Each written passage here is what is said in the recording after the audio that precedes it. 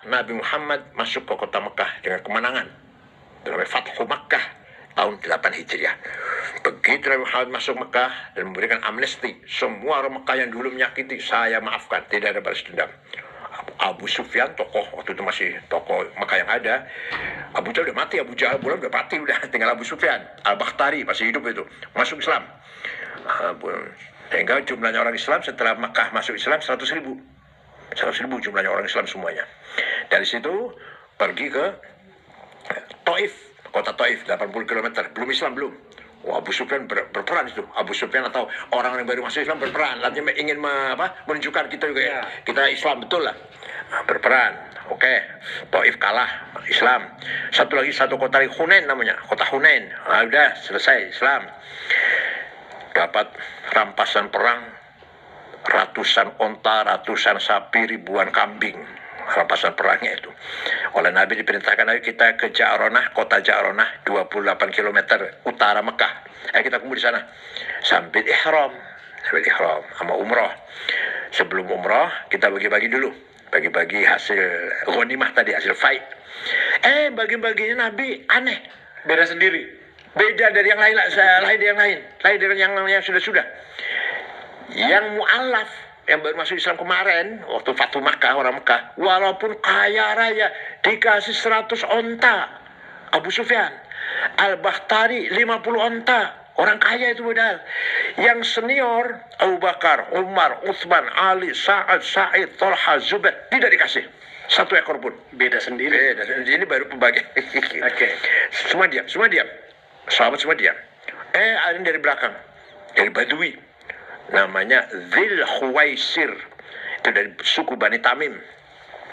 Orangnya kurus, tinggi, kepalanya botak, jenggotnya panjang, jidatnya hitam, gamisnya cingkrang.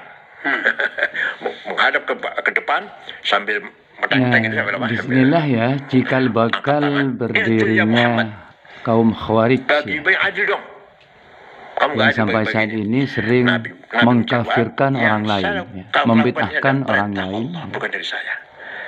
Ini cikal bakalnya dari orang itu pergi. Saya jawab itu orang itu pergi. Dzul Khuwaisir. Nabi bersabda dengan tegas, saya khuruju min hadzal rajul qaumun yatluna al-Qur'an wa yajawizu halaqimahum hum syar khaliqah syar khalqi wal khaliqah laisu minna wa lastu minhum.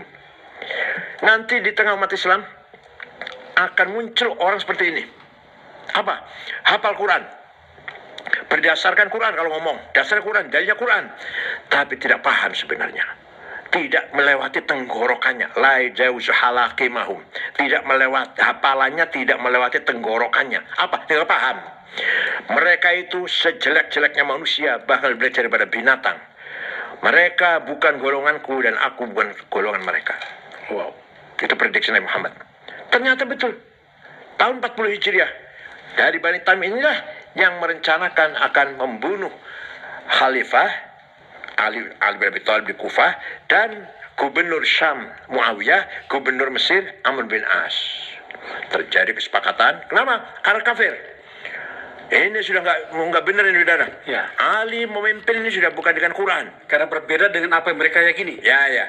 Karena ini Ali itu kalau akan memutuskan persoalan, musyawarah. Panggil sahabat, panggil teman tokoh-tokoh, musyawarah. Ali. Berarti itu hukum manusia dong. Ya. Keputusan manusia bukan Quran. Di Quran tadi apa mengatakannya? Wa man lam yahkum bima anzalallahu kafirun. Barang siapa sudah hukum Islam kafir. Hukum Allah, kalau nggak hukum Allah kafir. Oleh itu Ali kafir, Muawiyah kafir, Amr bin As kafir. Bunuh. Pagi-pagi tanggal 25 Ramadan 3 orang berangkat. Yang berhasil yang hanya membunuh Ali karena beliau keluar akan ngimami salat subuh. Gubernur Syam Muawiyah, Gubernur Mesir bin As tidak keluar ngimami salat subuh. Terjadi di gerakan namanya Khawarij yang terdiri dari suku-suku Badui, ahli bahasa, ahli pidato, bahasa Arabnya masih murni, ahli debat dengan bahasa Arab yang fasih, dan mereka menganggap semua orang kafir karena tidak menjalankan hukum Al-Quran.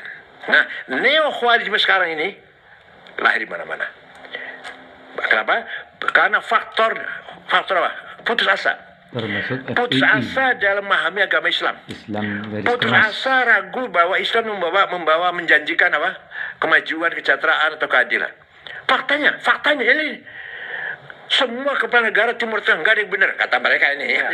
Semua kepala negara di Timur Tengah, baik raja maupun amir maupun sultan maupun presiden, nggak ada yang benar. Semua zalim semuanya. Membiarkan Palestina dicaplok oleh Israel. Sampai pemimpin Palestina pun bisa disogok, bisa disuap. Gitu kira-kira gitu. Yasser Arafat bisa disuap. Mahmud Abbas juga bisa disuap itu semuanya. Hasil macam-macam lah. Hafid Asr udah jual dataran tinggi Golan tuh jual itu. Nah hasil. Apalagi Anwar Sadat mau berdamai. Terjadi secara massal. Generasi muda yang putus asa dalam memahami agama Islam. Karena faktor kenyataan yang nyata. Pak Kiai, saya salah sedikit. Mereka putus asa itu karena faktor politiknya, di mana para elitnya ternyata tidak seperti yang mereka bayangkan. Hari ini kan kita lihat. Bahkan di negara-negara di Arab itu kami pernah membahas forum ini, malah berbaikan dengan Israel. Atau mereka putus asa karena nilai-nilai yang dibawa itu kok tidak seperti yang digambarkan, tidak seperti yang mereka pahami. Apakah karena faktor itu? Nah, kalau kita lihat ada dua. Arab ada yang membuka sebebas-bebasnya seperti Libanon, Tunis, Mesir masih separuh-separuh lah ya. Bebas pergaulan, budaya bebas.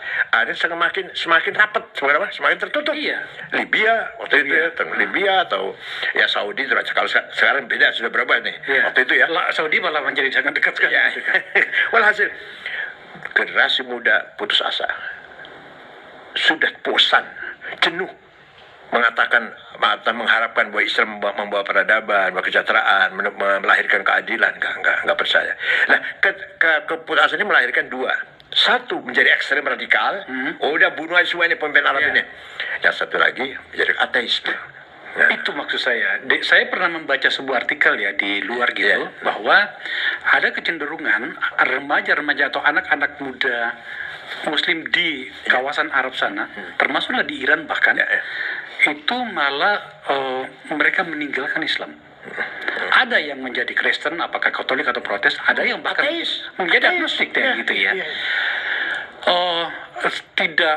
Saya tidak mampu membayangkan kalau kemudian ini juga masuk ke kita. Bagaimana Islam di tempat kita ini itu menjadi bagian dari kebudayaan hidup kita sehari-hari. Saya butuh catatan menyangkut itu, Pak Kiai. Kenapa terjadi begitu? Karena memahami Islamnya sebagai akidah dan syariah. Islam dipahami hanya agama akidah dan syariah, teologi dan ibadat. Seharusnya Islam agama peradaban. Islam agama ilmu pengetahuan. Satu yang saya contohkan. Tidak ada kitab suci manapun yang mengatakannya, yang mempertegas bahwa kebenaran harus dengan ilmu pengetahuan. Tidak ada. Saya baca Bible. Hanya Quran yang mengatakan waliya'lamal ladzina utul ilma anil haqqu min rabbik. Al-haq, kebenaran dengan utul ilma, dengan ilmu pengetahuan. Itu ada dalam Al-Quran. Iya dong, ya ada. Tidak ada kitab suci yang mau mengajarkan toleransi, ada tata krama, toleransi yang sangat luar biasa dari Al-Quran.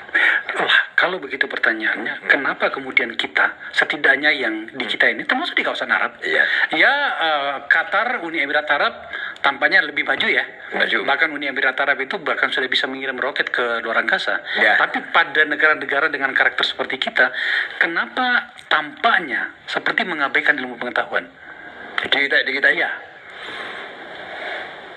Sebelum saya bicara masalah ilmu dulu, sebenarnya kita ini bangsa Nusantara, bangsa berbudaya, berperadaban, mempunyai sejarah sudah ribuan tahun. Sebelum datang Hindu, Buddha, kita sudah punya agama. Kalau Jawa namanya agama Kapitayan.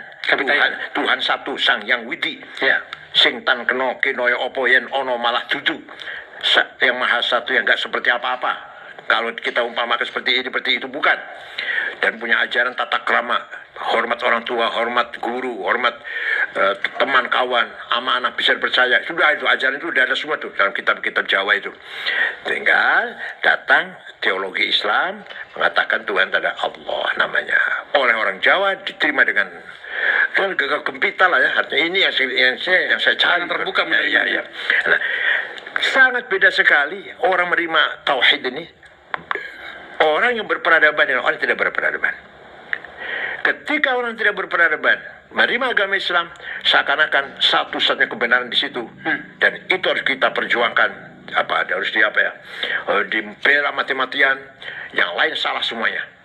Karena tidak punya background budaya, ilmu pengetahuan. Beda orang Persia tadi. Orang Persia yang ahli, yang sudah membangun peradaban. Nggak ada radikalisme dalam Persia. Nggak ada.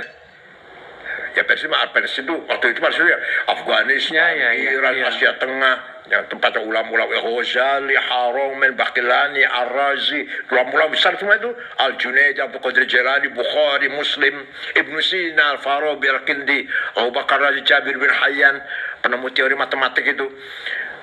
Semua itu orang-orang ajam, nggak ada radikalisme. Agama Islam, tapi peradaban sudah mempunyai budaya peradaban Persia. Karakter udah Persia karakternya.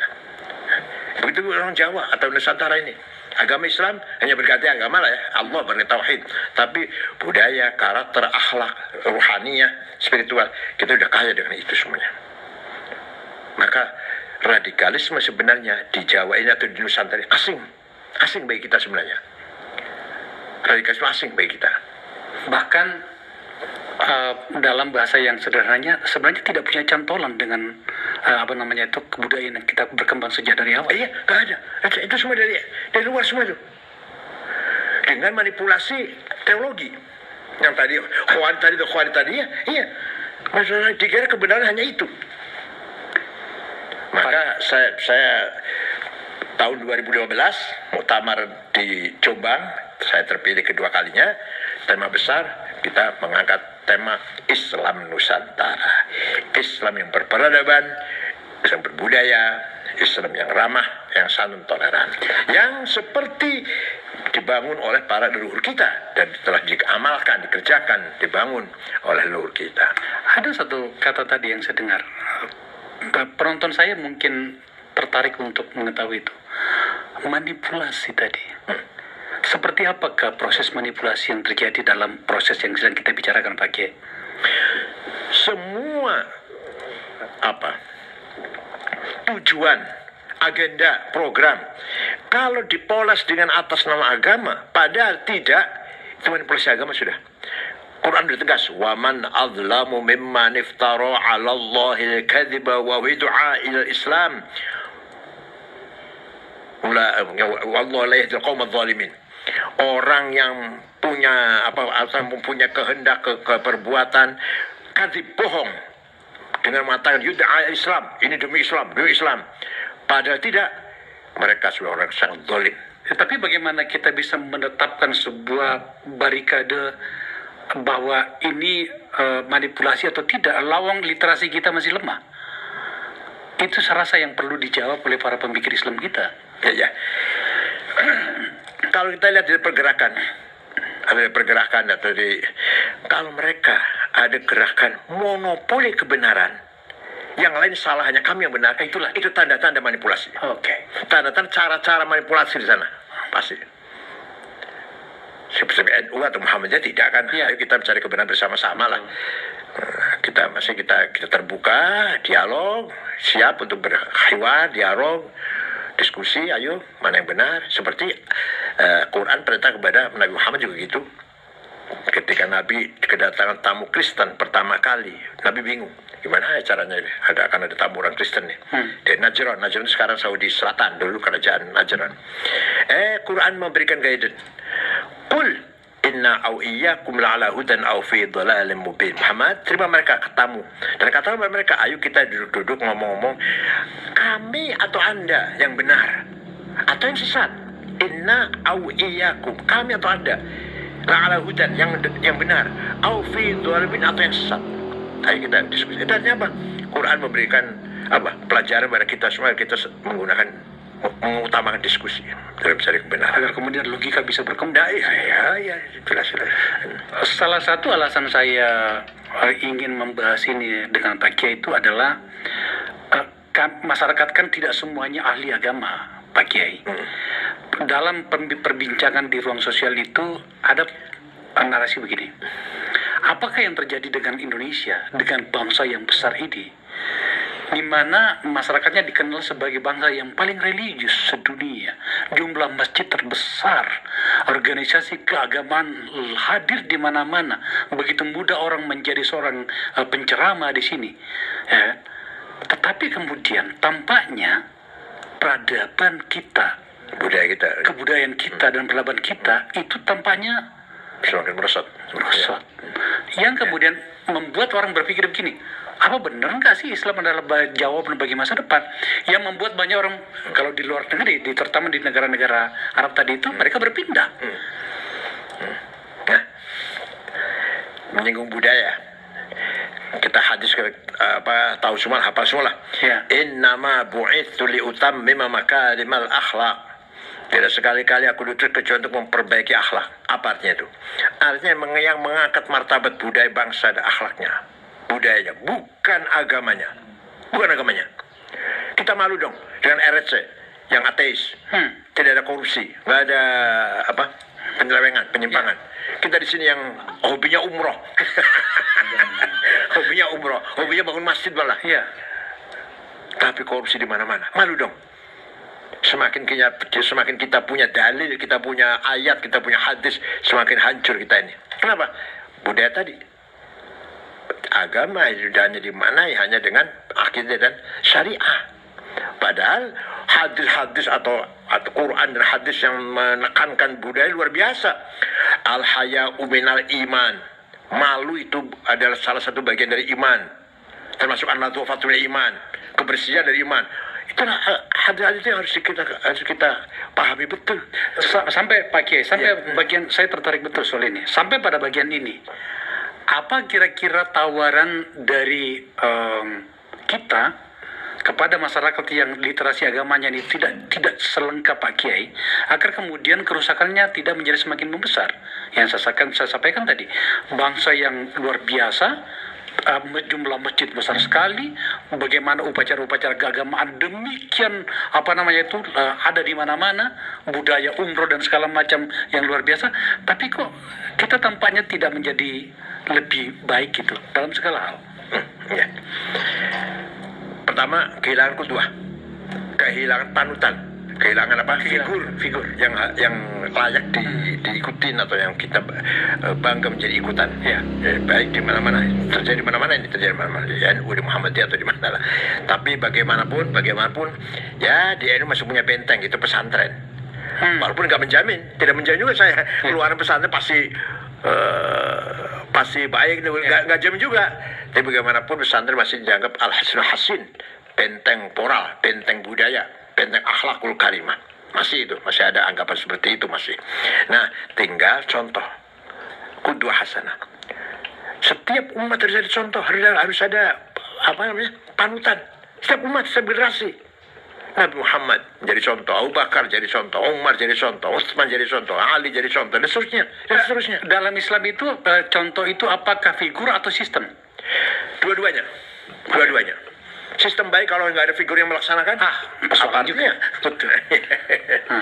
Yang saya heran. Kenapa RRC yang ateis bisa membangun pemerintah yang bersih, pemerintahan yang bahasa Arabnya istiqomah, bahasa Arabnya istiqomah dengan undang-undang aturan.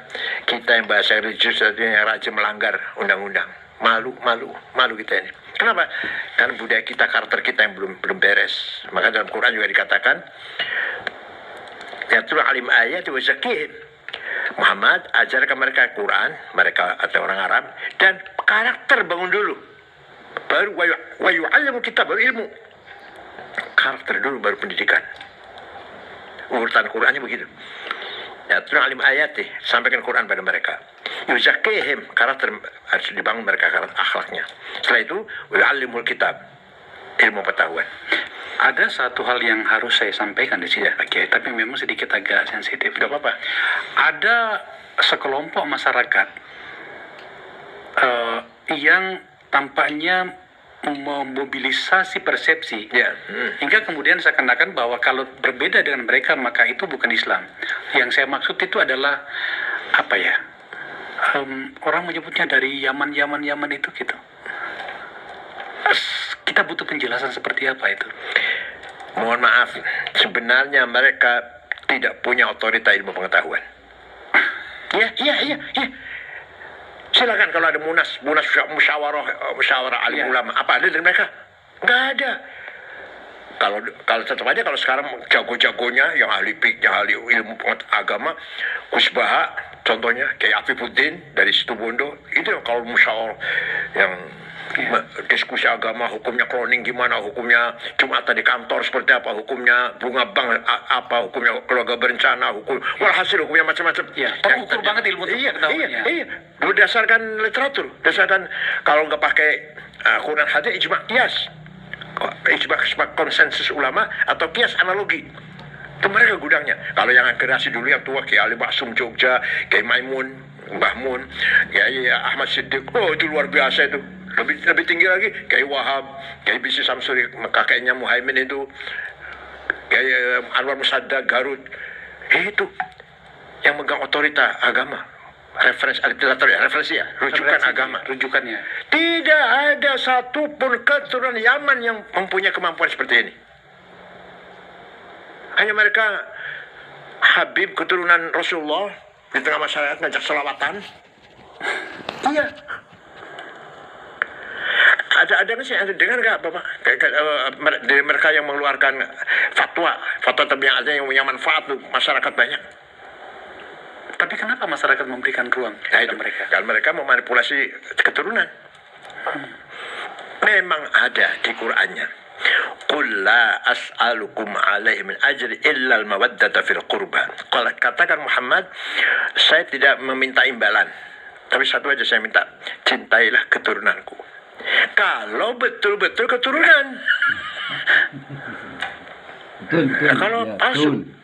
Dalam atau itu ayat secara umum, secara khususnya yang baik, cintailah keturunanku yang sesuai dengan sesuai dengan Islam. Jangan dibawa ke wilayah personal. Jangan general itu adalah hanya kalian saja gitu kan. Dalam pemahaman Pak Kiai yang saya percaya betul, apa yang mereka sampaikan ke publik di kita itu tidak benar. Gimana ya? Dulu mereka itu sebagai dituakan dengan masyarakat, diminta doanya, diminta karomah, titik di situ. Tidak sebagai tokoh pemimpin pergerakan, bukan. Dulunya gitu. Saya masih kecil masih begitulah. Mereka itu ya kita hormati sebagai keturunan Nabi Muhammad, baca doa, berselawat, tapi kepemimpinan tapi kiai ulama. Hukum atau apa kebijakan atau urusan tapi kiai itu. Belakangan nih. Ada perubahan memang. Kok bisa ada mereka punya anggota yang pengikut yang fanatik. Iya. Kita akui mengumpulkan Jumatan di Monas 1 juta lebih itu dahsyat. Kita akui. Ya, kita akui. Tapi apakah seperti itu? Bukan, tidak. Kenapa? Karena tidurnya di masjid, sholatnya di lapangan. Mana Islam? Gampang aja gitu, gampang aja. Bukan yang gampang. Dunia terbalik. Tidurnya di masjid, sholatnya di lapangan. Kebalik-balik nih barang. Iya. Berangkat dari Cirebon, dari Cianjur ke sini. Mau sholat Jumat, kapan? Besok di lapangan sholatnya. Malam ini di masjid tidurnya. Coba. Saya bawa dalam situasi forum saya ini Pak Kiai. Iya. Yang poin yang terakhir tadi ini. Apakah mereka tidak sebenarnya mereka itu sedang menerjemahkan pikiran religiusitasnya itu di dalam konteks agama, dalam konteks kekuasaan, maaf saya. Apakah tidak seperti itu? Bahwa yang saya maksud begini, mereka sebenarnya itu mau bicara tentang kekuasaan. Mereka mau bicara tentang politik. Ya. Tetapi kemudian pendekatannya seperti itu. Itu kan satu cara juga. Itu memanfaatkan masyarakat yang awam. Iya, masyarakat awam. Dikira kalau mendengar, lihat ceramahnya. Pokoknya kalau ikut Habib, saya ikut Mas Sorgal kan itu. Iya. Si Habib itu ketika mati muka nakir dia nggak berani tanya. Habib si Fulan itu pernah mi'raj 70 kali katanya mi'raj. Sholatmu seberapapun banyaknya setiap hari, tapi kalau tidak mendoakan Habib, maka itu tidak akan diterima. Saya tidak perlu menjadi seorang ahli agama untuk mengatakan ini omong kosong. Iya. Ya, tadi kembali dalam sejarah. Dalam sejarah tadi. Tidak ada ulama besar dari Habib. Nggak ada. Hanafi, Bukhari, Muslim, Abu Dawud, Tirmidzi, Nasa'i, Ibnu Majah, Daraqutni, Ghazali, Haramain, Baqillani, Razi, Sanusi, Ad-Dimyati, Asyuti, Ad-Dasuqi, Ad-Damanhuri, Said Badawi, Asyadili. Itu ulama besar nih. Yang sebut ulama besar ini, yang saya sebut ini. Satu pun nggak ada yang Habib. Oke. Kita masuk pada kajian terakhir dari diskusi kita, Pak Kiai. Ini menyangkut dengan politik dan kekuasaan. Sebenarnya Islam itu melihat itu kekuasaan seperti apa, Pak Kiai? Ketika ada, kata Nabi Muhammad secara sederhananya, ketika kamu dalam pepergian 3 orang, maka kamu harus mengangkat salah satu menjadi pemimpin. Salah seorang pemimpin. Ya, artinya kewajiban agama kita membuat pemerintahan, mewujudkan pemerintahan. Bahkan Ibnu Taimiyah berpendapat pemimpin yang zalim lebih dari tidak ada pemimpin. Karena bagaimana masih masalah ammah, masalah umum akan terjaga kalau ada walaupun dia zalim secara itu. Artinya apa? Sekali lagi, kepemimpinan adalah merupakan perintah agama, membangun kepemimpinan. Maka beberapa ulama punya konsep kepemimpinan. Imam Ghazali punya Risalatul Muluk, Imam Mawardi punya Ahkamus Sultaniyah. Secara garis besar, pemimpin harus pertama berilmu, punya kapasitas, berilmu pengetahuan. Ayakuna aliman. Yang kedua, ayakuna adilan. Tunjukkan sikap yang adil, kebijakannya yang pro rakyat lah, yang pro. Yang ketiga, ayakuna zahidan, zuhud, tidak rakus. Malah diberi contoh di situ seperti Umar bin Abdul Aziz contohnya. Dan kemudian salim al-jism, sehat fisiknya. Tidak boleh pemimpin yang tidak sehat pemimpinnya, yang apa fisiknya. Dan kharijan, berani pemimpin itu, nggak boleh seorang yang penakut. Ini secara garis besar. Kemudian menjadilah sebuah ilmu fiqh siyasah, fakih politik. Bagaimana caranya membangun pemerintahan yang baik, kemudian bagaimana menggulingkan atau menurunkan seorang pemimpin yang zalim. Ada semua dalam namanya fiqh siyasah dan pelajaran agama Islam. Iya. Apa konteks kenapa sampai saya tanyakan ini, Pak Kiai? Karena gini, ini saya bawa dalam suasana Indonesia. Ya. Di Indonesia itu kan ada 2 organisasi agama, ormas agama yang besar, UNU dan Muhammadiyah. Adalah tidak berlebihan menurut saya kalau kaum muslimin Indonesia, kaum Islam Indonesia itu menaruh banyak harapan pada 2 organisasi agama ini. Terutama dalam hal bagaimana penyikapan mereka kepada pemerintahan, sebuah pemerintahan. Saya tidak berbicara tentang pemerintahan ini saja, yang sekarang ini, tapi kita secara keseluruhan. Dalam banyak situasi, tampaknya organisasi keagamaan yang ada di kita itu, dalam banyak kasus, dalam banyak situasi, itu tampaknya terlalu menyesuaikan diri dengan kekuasaan. Itu bagaimana seharusnya kita menyikapi itu? Itu belakangan saja, itu belakangan itu. Belakangan ya? Itu belakangan itu. Dulu kayak apa Gus Dur? Gus Dur kayak apa Gus Dur? Selalu menyuarakan suara rakyat, menyuarakan keadilan, menyuarakan kebenaran. Yang dilawan siapa coba? Pemerintah yang sangat otoriter, sangat kuat, tentara sangat kuat. Contoh itu. Demikian pula Kiai Hasyim Asy'ari yang punya sikap melawan Belanda, melawan penjajah, melawan Jepang. Ketika nikah datang mau ke Surabaya, Hasyim Asy'ari mengeluarkan resolusi jihad tanggal 22 Oktober, maka masyarakat Jombang, Mojokerto, Pasuruan, Sidoarjo, Surabaya, Madura, Pasuruan siap melawan kedatangan nikah. Korban sangat banyak, maka disebut hari pahlawan nasional. Tapi kita menang. Brigjen Malabi mati. Mobilnya dipasang bom oleh santri. Yang masang bom di mobilnya Brigjen Malabi itu santri Tebuireng. Namanya Harun namanya. Walhasil bagaimana perjuangan para kiai dulu luar biasa sebenarnya. Luar biasa. Walaupun dalam sejarah kadang-kadang kurang disinggung lah. Kiai Ilyas Ruyat, bapaknya Kiai Ruyat. Itu penggerak masyarakat Sunda melawan penjajah. Zainul Mustafa dipenggal kepalanya. Diancol oleh Jepang karena mengajak masyarakat tidak mau menyetorkan hasil panen kepada Jepang. Kiai Rusdi, Hamid Rusdi di Malang, sekarang menjadi nama jalan, nama pasar, nama daerah di Malang, walaupun belum pahlawan nasional. Itu diberondong oleh Jepang. Kiai Ilyas di Lumajang juga dibunuh oleh Jepang, dimutilasi oleh Jepang. Semua itu kiai-kiai yang punya sikap luar biasa. Dan sampai yang menjadi batalion tentara banyak sekali. Kiai Munasir, bapaknya Pak Rozi Munir, Kiai Yusuf Hasim, pamannya Gus Dur, Kiai Abdul Abbas, Buntet, itu semua pangkatan letnan itu, letnan, kapten itu, ya. Saya kalau gitu saya balik ke pertanyaannya Pak Kiai. Berarti terbuka dengan situasi yang seperti ini, terbuka peluang kekuasaan justru memanfaatkan kelompok Islam. Begini, selama Islam ini hanya dijadi untuk kepentingan politik, jelas itu ada penyimpangan. Pasti ada penyimpangan. Sesimpel itu. Iya, sesimpel itu. Gampangnya gitulah. Maka kewajiban NU dan Muhammadiyah sebagai kekuatan civil society, amar ma'ruf nahi mungkar. Bukan hanya dengan kekerasan, bukan dengan